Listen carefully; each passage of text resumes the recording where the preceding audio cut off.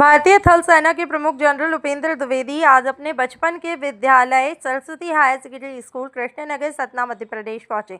55 वर्ष बाद अपने पुराने स्कूल लौटने पर जनरल द्विवेदी का छात्र, शिक्षक और शहर के गणमान्य नागरिकों ने गर्मजोशी से स्वागत किया। जनरल उपेंद्र द्विवेदी की सुरक्षा के लिए इस अवसर पर विशेष इंतजाम किए गए। उनमें पुलिस और मिलिट्री पुलिस का काफिला उनके साथ रहा है। स्कूल पहुंचने पर उन्होंने दीप प्रज्वलित कर कार्यक्रम का शुभारंभ किया। मंच पर गणमान्य व्यक्तियों के साथ आसन भी ग्रहण किया है। स्कूल अभिनंदन समारोह में उपस्थित लोगों को संबोधित करते हुए जनरल द्विवेदी ने बताया है कि उन्होंने इसी विद्यालय में कक्षा चौथी तथा शिक्षा प्राप्त की है। उन्होंने कहा कि निर्णय लेने की क्षमता उन्होंने यहीं से सीखी थी। उन्होंने यह भी जिक्र किया है कि उनके अंदर जो वीरता और राष्ट्र प्रेम की भावना है वह स्कूल की शिक्षा और परंपराओं के कारण ही है। उन्होंने छात्राओं से कहा कि बचपन में जो भी कुछ सीखा जाता है वह जीवन भर साथ रहता है। थल सेना प्रमुख ने इस बात पर जोर दिया और देश सेवा केवल वर्दी पहनकर ही नहीं बल्कि एक आम नागरिक के स्वरूप में भी देश निर्माण में लगातार काम करते रहने से होती है। ऑपरेशन सिंदूर एक बहुत ही सफल और कामयाब ऑपरेशन रहा, जिसमें आपने देखा कि तीनों सेनाओं के अलावा पूरा देश एकजुट हो गया था। ऑपरेशन सिंदूर का अगर आप नाम ही देखें तो वो नाम पूरे देश को एक साथ जोड़ देता है कि चाहे कोई माँ हो या बहन हो या बेटी, जब भी वो सिंदूर लगाती है तो वो हमेशा अपने सैनिकों को याद करती है जो सरहद पर पूरे दिन रात कार्रवाई करते रहते हैं।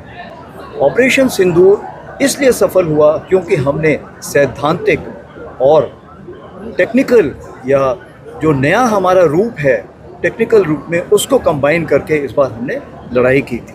हमने ये यकीन किया कि कोई भी नादान किसी का नुकसान ना हो, किसी भी आम नागरिक पाकिस्तान का हमने कहीं भी नुकसान नहीं किया, सिर्फ आतंकियों को ख़त्म किया और उनके आगाओं को ख़त्म किया।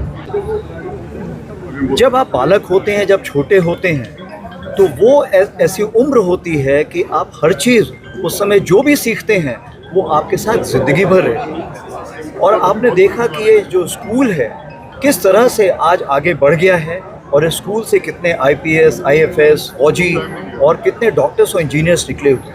तो जो यहाँ पर नींव रखी गई थी, जो बुनियाद बनाई गई थी, आज उसी नींव और बुनियाद के कारण है कि जो भी स्कूल में पढ़ा हुआ है किसी भी फील्ड पर हो बहुत सफलता से काम कर रहा है।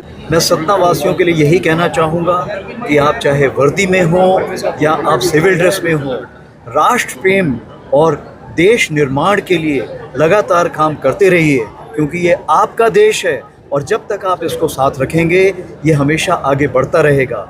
और विकसित भारत में हम सब ने साथ लगकर मेहनत करनी है, तभी ये देश विकसित भारत का सपना 2047 में साकार कर पाएगा। धन्यवाद।